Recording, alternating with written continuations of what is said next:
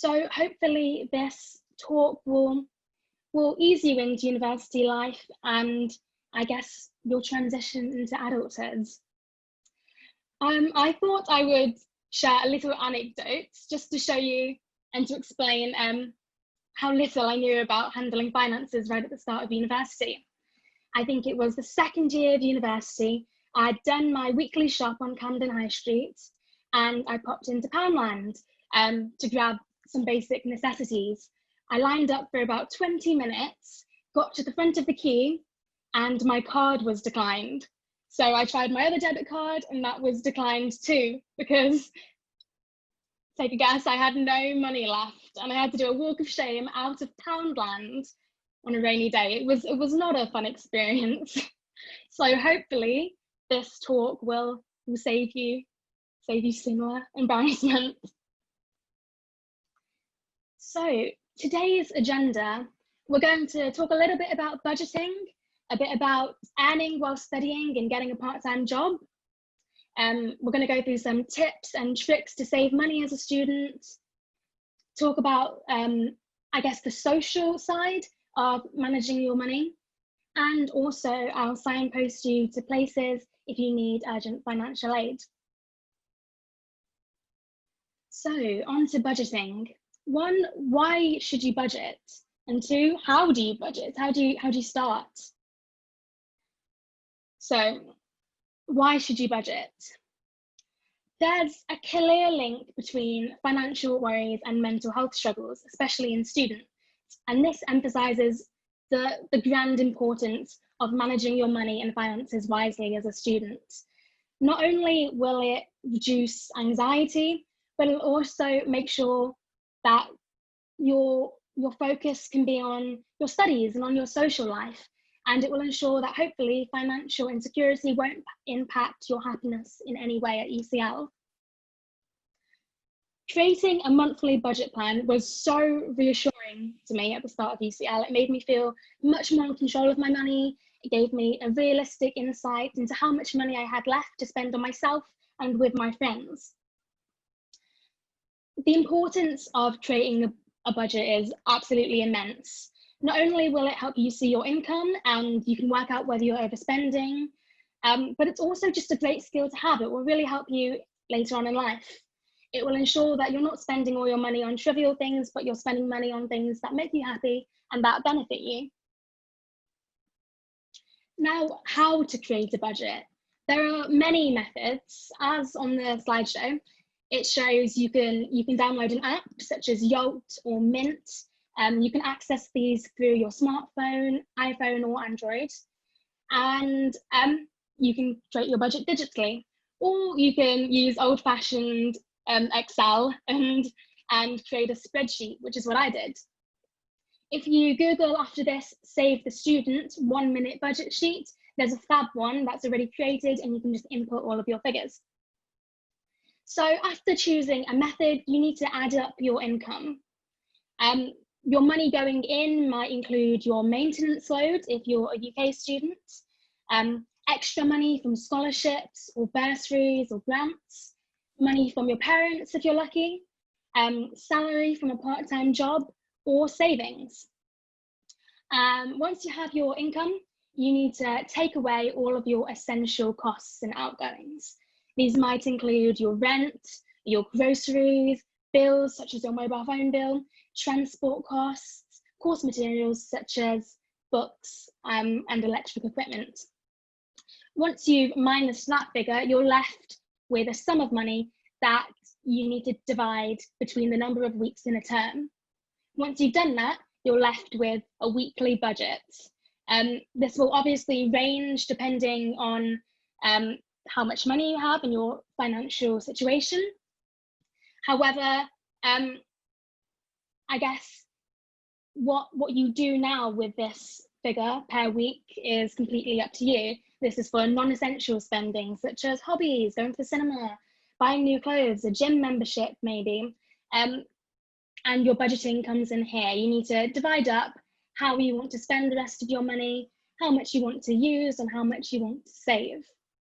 So creating a budget is pretty simple. I guess the difficult thing is sticking to it and ensuring that it works. For this, I have 3 top tips. One is to be entirely honest when you're making your budget. No one's going to see it apart from you, so there's absolutely no point either overestimating or underestimating how much money you're going to have coming in or going out. Be realistic. Realistically, is it likely that you're going to be spending only £5 or £10 on food and groceries a week? No. We all have our late night binges, pop down to the corner shop and maybe grab some chocolate. It's very unrealistic that you'll only be spending that much. So do factor in, I guess, your personal habits.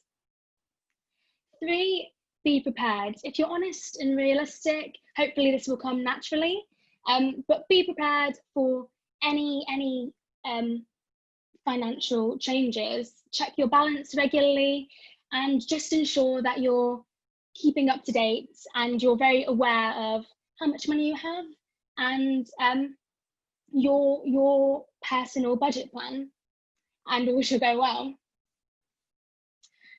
Some tips to remember also when you're creating your budget is to set a goal, to track your spending, and maybe if you're in a place where you need to reduce your spending, set manageable goals. For example, if you find you're overspending because you're spending £30 on delivery per week, set a goal to maybe only spend 15, slowly lower it down so that you're financially stable, or as financially stable as possible.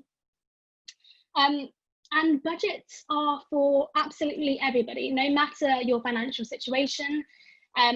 Whether you need a budget to get by or simply to cut back and to increase your savings, they're perfect for any situation. So I do suggest that you make one. The next section is about working while studying. I think there's a bit of a myth amongst especially top 10 universities and universities that have or are known for a very, very tough workload, that it's impossible to work alongside your studies. However, this is not true. It's definitely not detrimental to have a part-time job. It won't affect your academic life or your social life as long as you're able to manage your time effectively. And as long as you know you're the sort of person that can divvy up your time well and will be motivated to stay on track in all aspects of your life. So why should you get a part-time job? Not only is it feasible and is it doable, but it's also extremely beneficial, as well as the added cash, which is always a bonus. It's great for your CV. Whether you're waitressing or tutoring online, you're going to be developing great transitional skills that will help you no matter what you want to do in the future. It's great for your CV and your personal development. And it's also a great time and a great way of making friends and establishing a new community, especially if you're new to London or if you're not on campus this year. Even back at home, you're establishing a new friendship group, a new community, and meeting new people. So yeah, as long as you're able to manage your time effectively, I really do recommend getting a job. And these are some of the ways that you can find one. UCL Job Shop is temporarily suspended at the minute. However, I do recommend signing up to their newsletter and you'll receive regular updates on jobs around UCL, maybe in cafes or bars. And it's great to know what opportunities are out there. Similarly, the UCL Career Service is fab. You can search for an abundance of opportunities on there. And they also give you support with job applications, with interviews, writing your CVs. So I do recommend checking out their website. And you can also help out at UCL. You'll find as you continue through the year that there are loads of opportunities. You can become a student ambassador, and second and third year you can become a transition mentor. You probably have one of those now. They help, as in the title, help your transition to UCL. And all of these jobs, one, help the university, so they're really rewarding, and they pay well. So I do recommend grabbing any opportunity possible.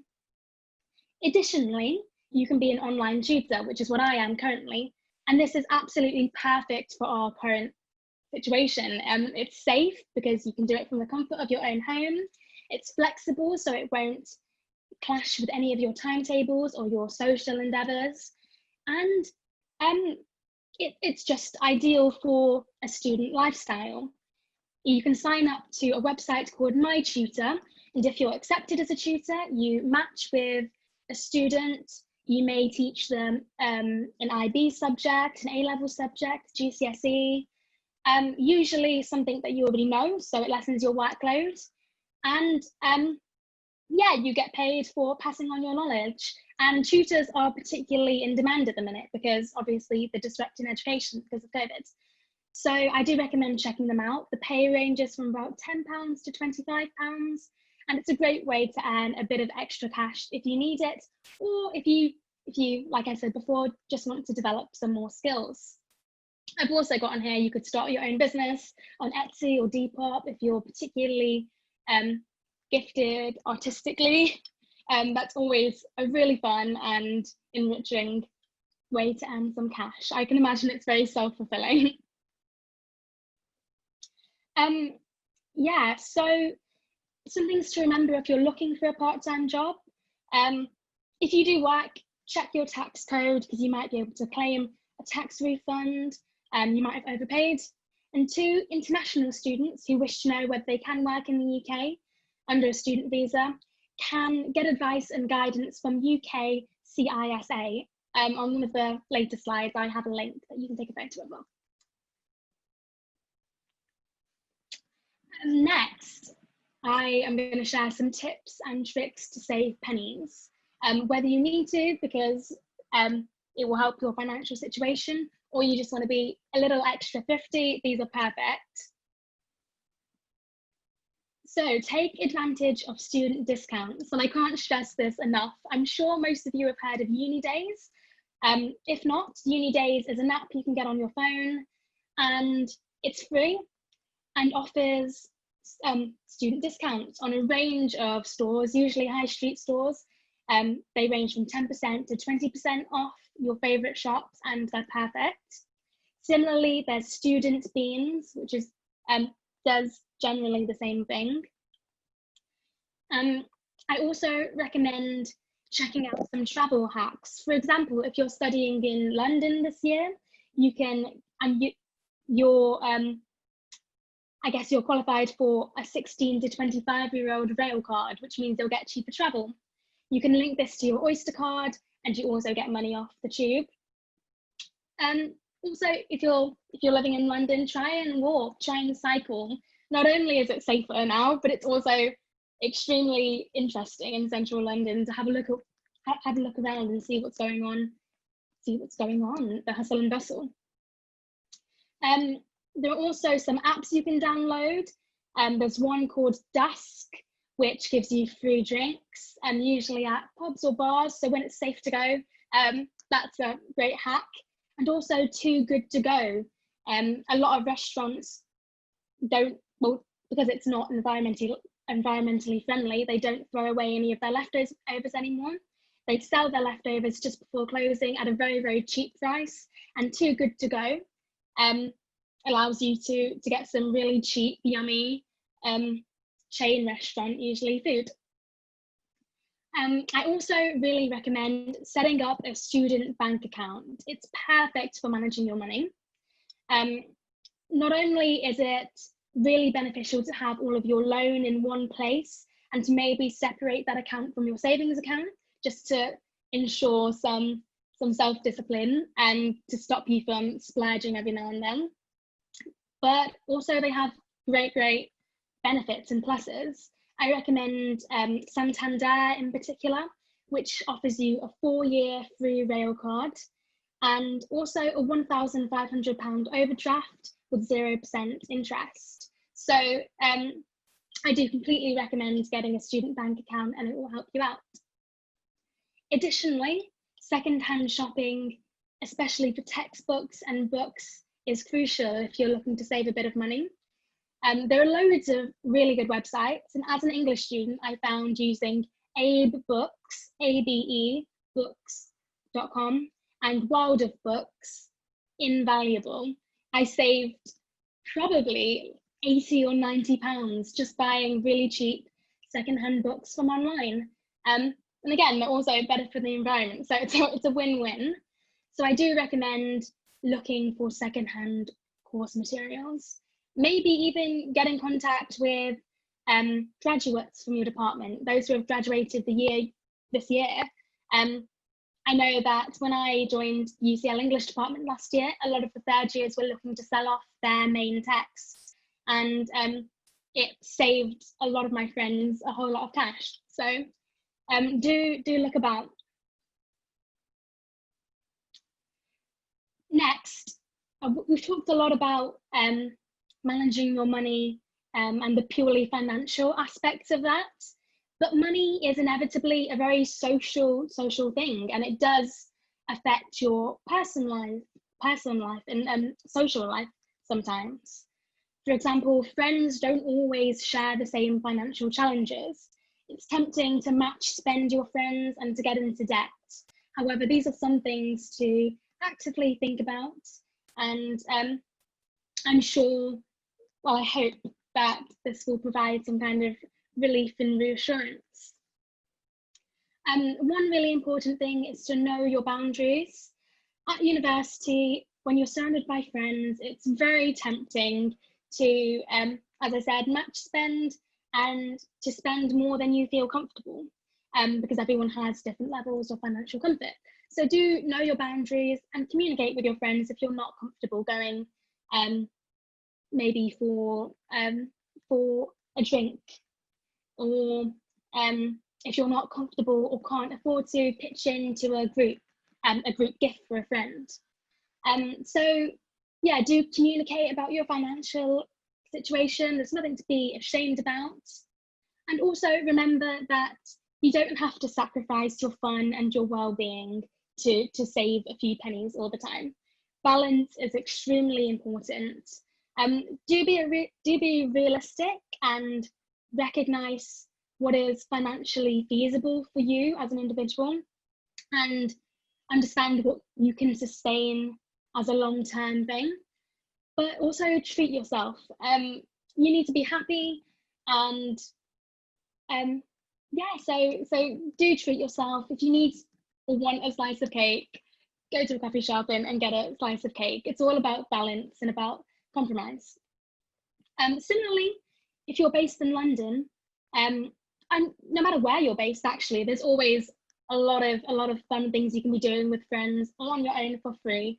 If you're in London, you can check out the British Library, different parks, museums, galleries. So pocket-friendly fun there's an abundance there.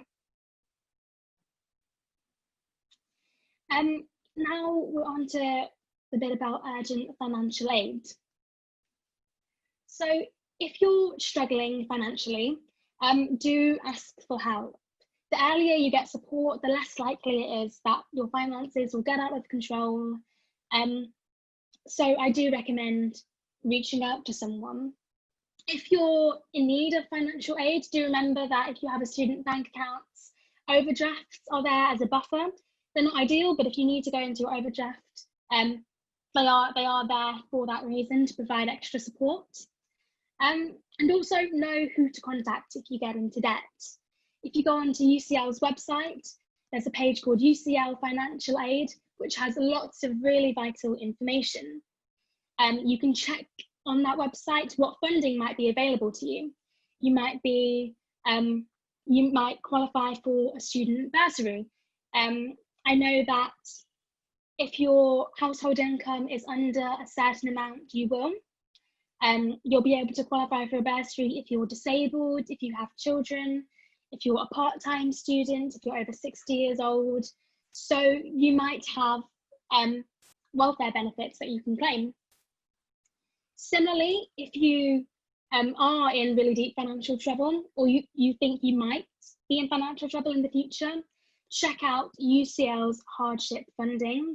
You need to apply in good time because I think it's 4 weeks for your application to go through. However, this is a very, very valid option. The link for the UCL hardship funding is in a few slides, so you can take a photo of it there if you're interested. Similarly, there are lots of advice services, both within UCL and external to UCL. For example, you can apply for UCL emergency loan, and they'll give you lots of information about how to handle your financial situation. Or you can talk to the student funding advisors who are part of UCL and offer support and advice and guidance to students who are struggling with money. And these people, these groups are there to help with your complex funding issues. So as I said, do reach out. And yeah, just to summarize, because that's the bulk of what managing your money entails, budgeting is extremely important, whether you are on a tight budget and need to budget, or whether you just want to save a few extra pounds. I do recommend budgeting. It will make your life a whole lot easier this year and in the future. It's nice to know that you have everything under control and that you're completely aware of your situation and nothing will get out of hand. Budgeting is the way to ensure this. Number two, I do recommend getting a part-time job if you can. Obviously, jobs are scarce at the minute, but like I said, online tutoring is both safe, flexible, convenient, and pays really well. So do check out My Tutor online. I hope some of the tips and tricks that I gave about saving money as a student will help if you want to save a few pennies. And also, as I said, feel comfortable talking about your situation with your friends if you need to establish some financial boundaries, and also with UCL and external help services if you need urgent and complex help. So yes, I think that is all for my side of the presentation. I'm going to direct you now to use the chat function. So if you have any questions, feel free to post them and I'll do my best to answer them. Oh, actually, quickly, here are some really important links. A lot of things that I've been talking about are from these links, and these links go into much greater depth. So if you want to, now would be a perfect time to take a photo of the screen. You can always Google these links a bit later.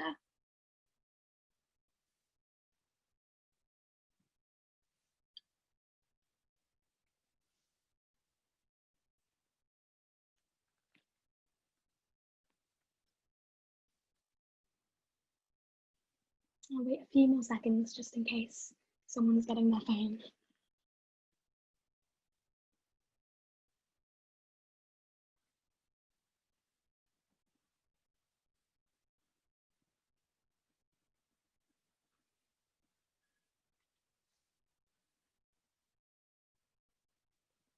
Okay, so now to the Q&A part of the talk.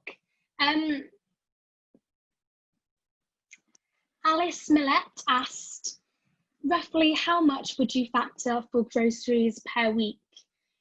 This is a really good question.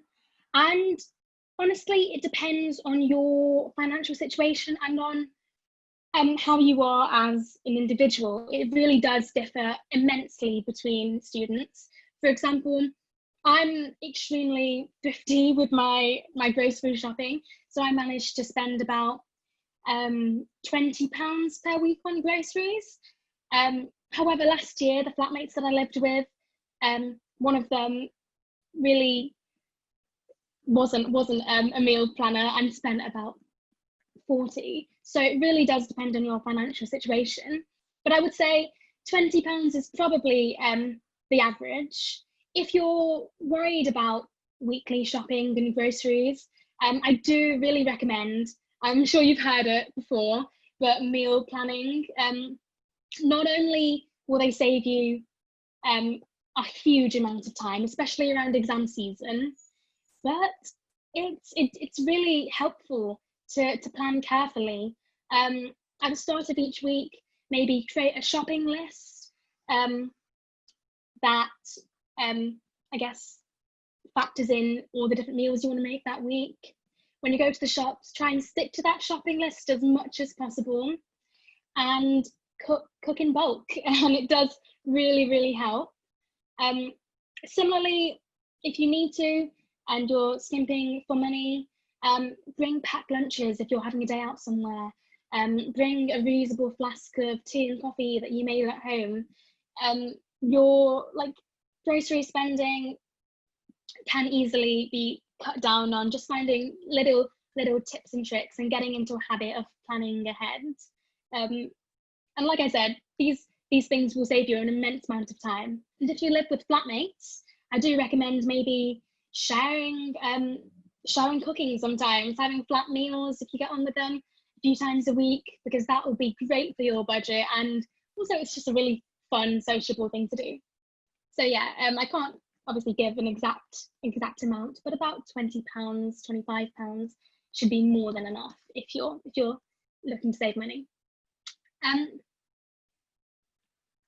And Sahai, sorry if I pronounced this wrong, asked which second-hand book outlets would you recommend?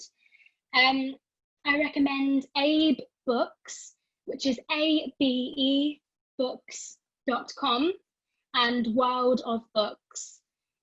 They should find, you should find all the books you're looking for on there. And especially if you're an English student, it's a huge help. So they're the ones I recommend. You can also look on eBay for secondhand books, or Depop. There are lots of options out there, so just have a little Google.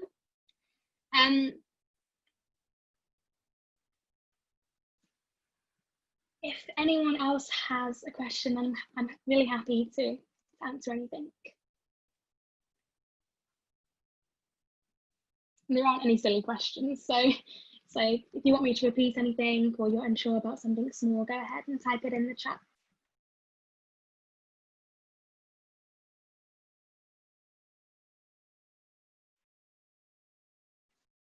Maybe whilst you're thinking of some more questions, I'll tell you a little bit more about some apps you can download if you're looking to save money. And these apps, some of them aren't ideal for our current situation. However, in the future, they're absolute gems. So I do recommend checking out Dusk. I briefly mentioned it. It's one of my favorite money saving apps. All you need to do is download the app, and you'll be able to locate bars around you or restaurants around you who are serving and offering free drinks. So you go to the bar, you show them your app, and it's as simple as that, really.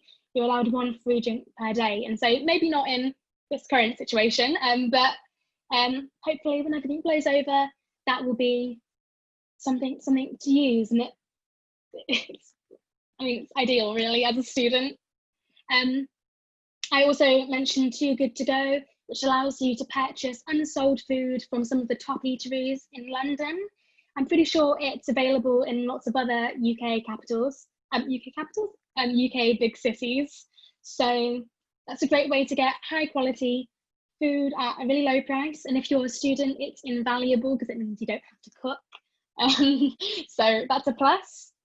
And also Monzo, which I haven't talked about, but this is a budgeting app, and it's also a student bank account. You can download it on your phone, and a really useful feature is that it has something called pots in the app. You use pots to set money aside for different things. For example, I might create one pot for traveling, another pot for saving up for a birthday treat. And you can divide your money into these pots. You can also lock your pots to stop yourself from dipping into them if you have a weak moment. And it will pay off in the future. You'll reap the rewards when in maybe 6 months' time, you realise that you have a lot more money and a lot more savings than you thought you did. And the app Monzo also allows you to earn interest on your savings, and you can set goals to work towards financial goals. So I recommend checking out Monzo. Another question in the chat asks, what did you find the hardest when it came to budgeting? I would have to say that the hardest thing about budgeting was being completely realistic, because we're living in, well, not everyone is, but at the time last year I was living in central London, and on my commute to UCL I passed a lot of beautiful independent cafes, a lot of eateries and places that I'd ideally, you know, have brunch, and it's difficult to find that self-restraint if you're on a budget. Every now and then I'd walk past and I would pop in to get one cup of coffee or one cake or cookie, and unfortunately it adds up. But I guess that's something you've got to be lean about, because as I said, balance is key. So don't be too harsh on yourself if you go over budget one day, or 2 or 3 days in a week. Another question is, how much should I budget for renting in London? Again, there is not one set answer. It very much depends on where you're living and like location wise and the amount of rooms in the house. But I would say renting in London can be between £150 per week if you're in a shared house and you split it equally, to extortionate prices. But if you're looking to rent in London or to move to London, maybe not now, but next year or next term when things settle down, and you're on a tight budget, maybe look somewhere a little further out from campus and try and live with as many people as possible so you can split rent and bills.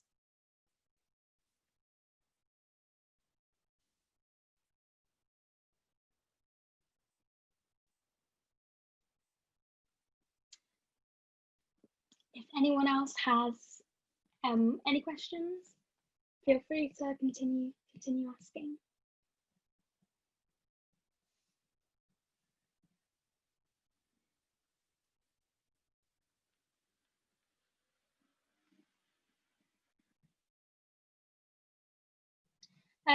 Maybe just in case a few people are still thinking, I'll talk to you a little bit more about job opportunities in London as a student. I've talked about My Tutor, which is ideal. There's also a company called Koru Kids, Koru Kids, and a lot of friends used that last year. It's a nannying service actually in London. It might not be ideal for our situation now, but also it's only one family that you're partnered up with. And you register for a website, Koru Kids, you match with a family that are within 30 minutes from you, you meet them, and if you like them, you begin to babysit their children, maybe for 4 or 5 hours, 3 days a week while their parents are at work. Not only this is a great opportunity to meet new people, to establish a new kind of community in London, and to meet people outside of student experience, but it's also great money. And again, it's really flexible. You can bring your university work while they're doing their homework or while they're watching TV. Eleanor asked, what are some tips to save money on transport? For example, is the 18+ student Oyster a good option? Thank you for the question, Eleanor. The 18+ student Oyster is really great. Yeah, I do recommend, from personal experience though, getting a 16 to 25-year-old rail card. You can get this for free if you register with Santander for a student bank account, which is also free to register, and link up your rail card to your student oyster and you get money off travel. I can't quite recall how much it is, but it's a significant amount. So I do recommend either getting an 18 plus oyster or getting a rail card and linking them both. You can just go to your nearest tube station, ask one of the helpers to link the rail card and your oyster, and they'll do it for you. And also about London, I do recommend, I know it's time consuming, but walk everywhere, walk as much as you can, even if it's an hour and a half, because you're exploring a new city, and it is a new city for most people. And it's amusing and interesting as you walk about. My list, sorry if I pronounced your name wrong, asked how many hours a week would you recommend working to be able to keep up with university work? Okay, so again, this really does differ. It depends on your course and how demanding your course is. UCL does not recommend any student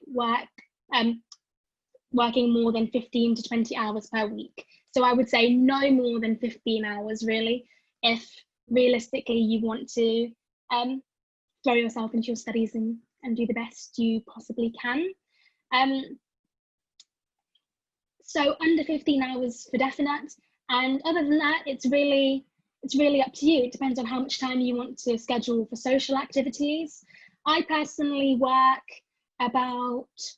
only at the minute about 4 hours a week or 5 hours a week doing online tutoring, just because term has started and work has started to pile up, especially in second year. But in the first year, when you do have less of a workload, I recommend working as much as you can and as much as you're comfortable with, as long as it's under 15 hours. And again, getting a job like nannying or online tutoring is ideal because it's so flexible. If you don't feel you can work 1 week, if you have lots of essays coming up and you're a bit stressed, you can message and you can say, sorry, let's take this week out and commence next week. So the flexibility is key.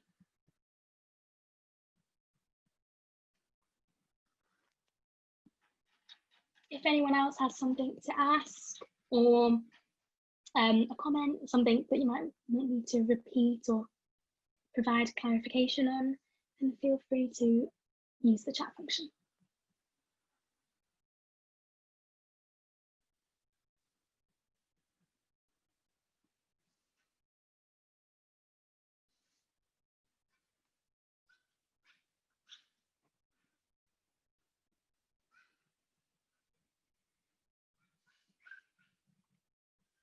It doesn't look like we're going to get many more questions at the minute, so I might start wrapping up, but feel free, as I do wrap up, to add anything.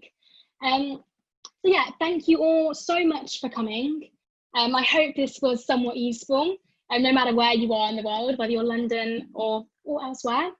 To find further information, do follow the links that I had on the slide. I hope you've taken a photo of it because they're really useful and they'll provide much more detail. And finally, do check out the other student sessions that are being run within the Arts and Humanities department. I know next week, I think, there's one on making friends at UCL, time management and adjusting to university life. I'm sure they're going to be extremely useful, and it's always great to hear students' experience and the students' perspective. So thank you all so much for attending again, and good luck. Good luck for UCL. Thank you, everybody. Bye-bye.